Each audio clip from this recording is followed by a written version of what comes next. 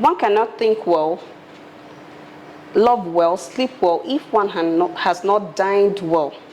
That is to say that happiness really keeps company with an empty stomach. My name is Nancy Okafo, and you're welcome to another episode on Focal Points. Of course, you know Focal Point is a platform where we interact with prominent Nigerians on issues that are bothering Nigerians. And here with me today is an honorable member from the Green Chamber. He is here to lend his voice to the heart cry of Nigerians. Food crisis in Nigeria, which is occasioned by a lot of things such as the climate change, the insecurity, inflation, and then the fall in the value of Naira. It has sent a lot of people to the street. People have been protesting, a lot of people can't even feed well. That's the current reality in Nigeria. Now, what do you think that the federal government can do to help, help to cushion the effects of this food crisis? Well, thank you. First of all, my name is Honorable Hon Sunday Umeha. I represent the very good people of Ezagu, the federal constituency of Enugu State. I am the Deputy Chairman, House Committee on Justice. Now to your question. There is a saying that he who fails to plan, plans to fail. What has befallen us did not occur by accident. It is the consequences of our inactions, or actions that we took, but not in the right direction. If we had been prudent, we would have envisaged or foresee that a day like this will come to be. It's unfortunately where Nigeria is. At the moment, it seems that we're helpless because going by the reality on the ground, the federal government is doing all that they could do, but the fact remains that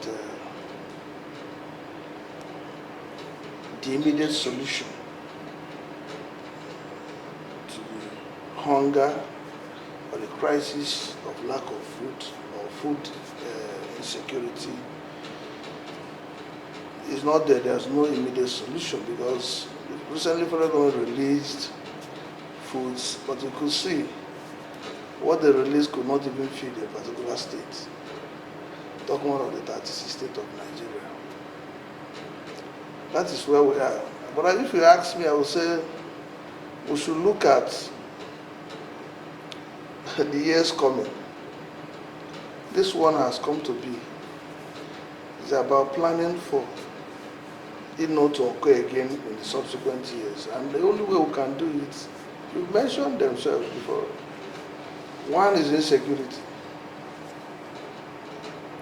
Most of the regions, states, localities that are endowed with rich and fertile lands, citizens can no longer have access to them because of insecurity. Our farmers have been driven out from their farmlands,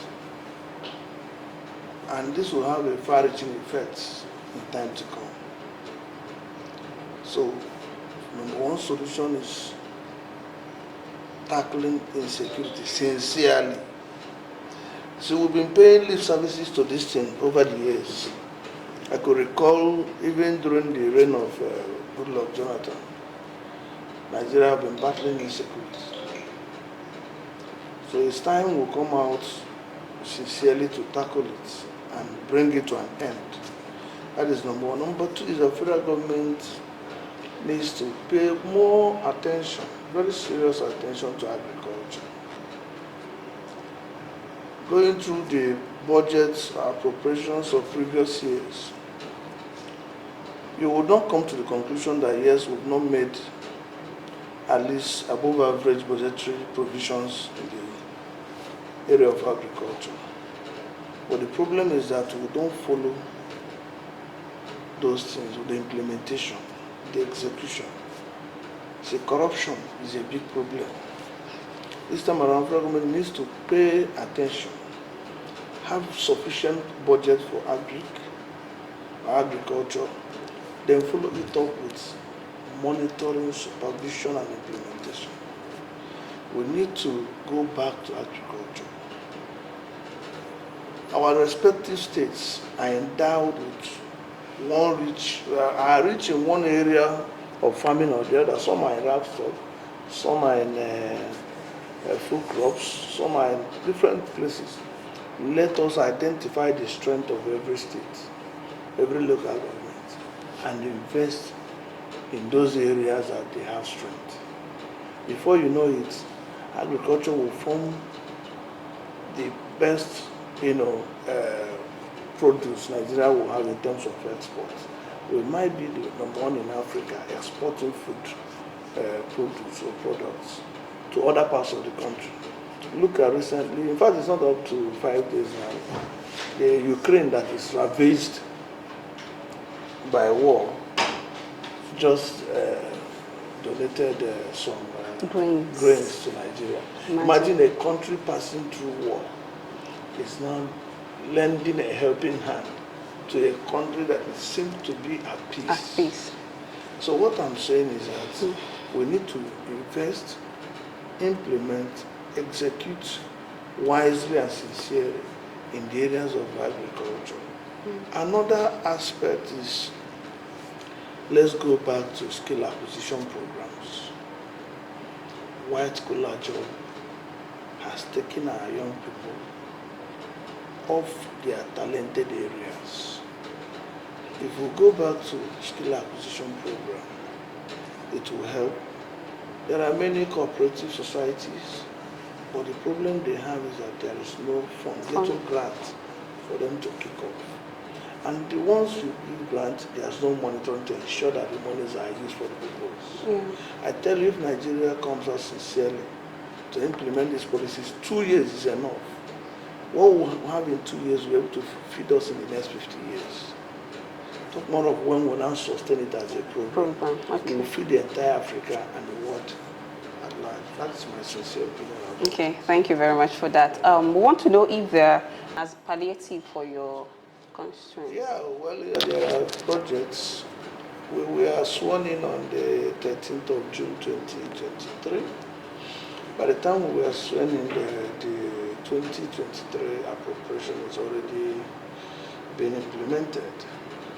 And most of both the constituency project and other things were under the domain of control of my predecessor.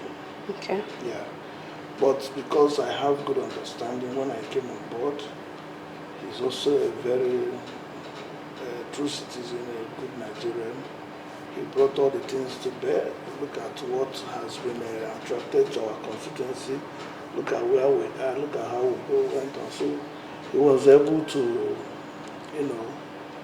made it clear to me this is what we have. So part of the things that were ongoing and still ongoing at the moment is a road construction going on along the Abo Omolombe battle axis. It is still ongoing down to Alpha. So it's one of the consultancy projects that is going on. Then we'll have solar right that he attracted, which I also made sure that the contractors have fixed the lights. It was done during the November, December, and some, saw their light in this early January. So these are the projects. But then you will agree with me that what you could say since our assumption of office that we have been able to do is to have the 2024 appropriation of the budget passed. The execution of that budget has not commenced.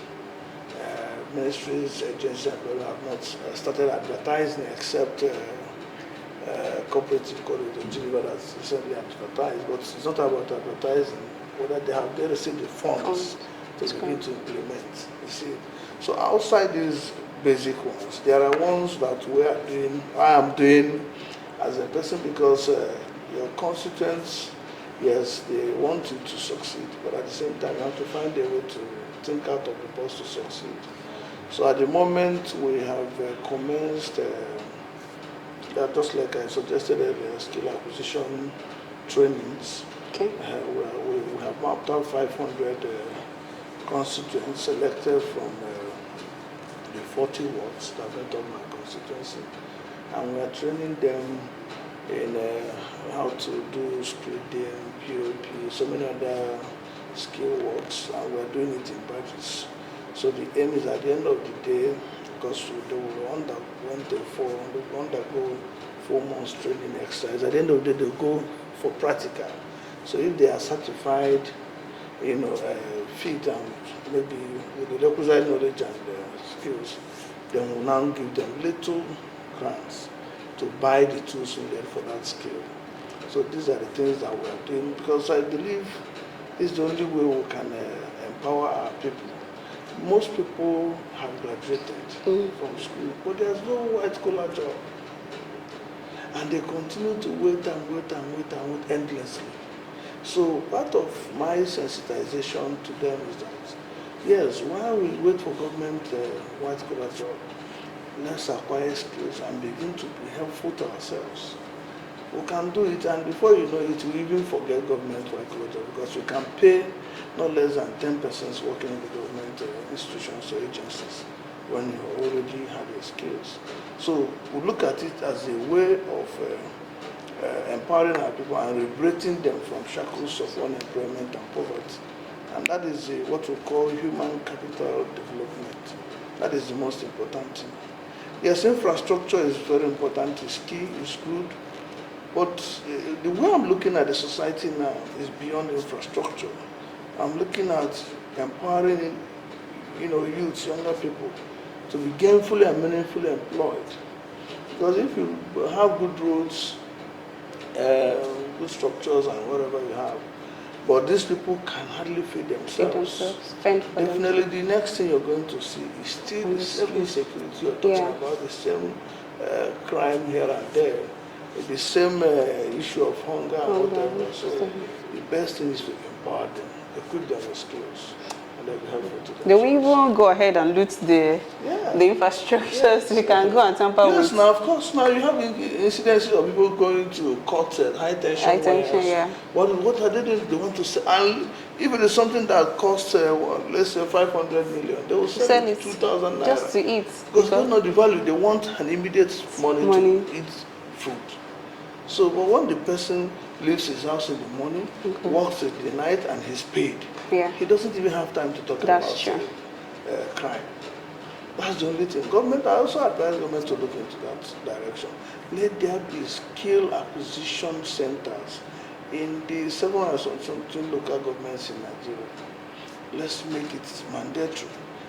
Today in Nigeria, if you want to have a good POP, a good maybe scripting and plaster, whatever, you look for Benin,ians, the Togolese, you want to import them and they'll come back to Nigeria. We have younger people roaming around the streets that can do it better than them if you train them in those skills.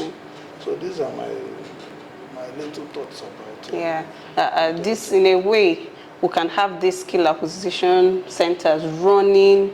Yes, time to time. You should, let me also tell you, our school curriculum should be rejigged to also incorporate skill acquisition programs. Yes. As a young person, if you start from the age of 15, 16 to learn how to do one particular skill or the other, let me tell you, some of the young persons will graduate from school having focused that this is what they want to do. They're not waiting for government. They'll definitely go into that's what they are doing in China. But when you don't have it here, it's all about theory.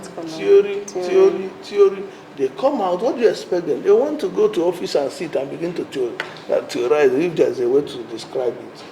But when you are there, if it is mechanical, if it is electrical, if it is ICT, today ICT drives the world. They can be trained in cybercrime detection, in cybercrime IT, whatever, so many things. So that is the best way. That is the way out in Nigeria. Thank you very much, Yes, sir. thank you. Thank you. We've come to the end of today's program. All Facts newspaper is on all social media platforms. You can view us on Twitter, on Instagram, on Facebook. We are there. Please follow us, like, share, and comment. See you next time. Bye.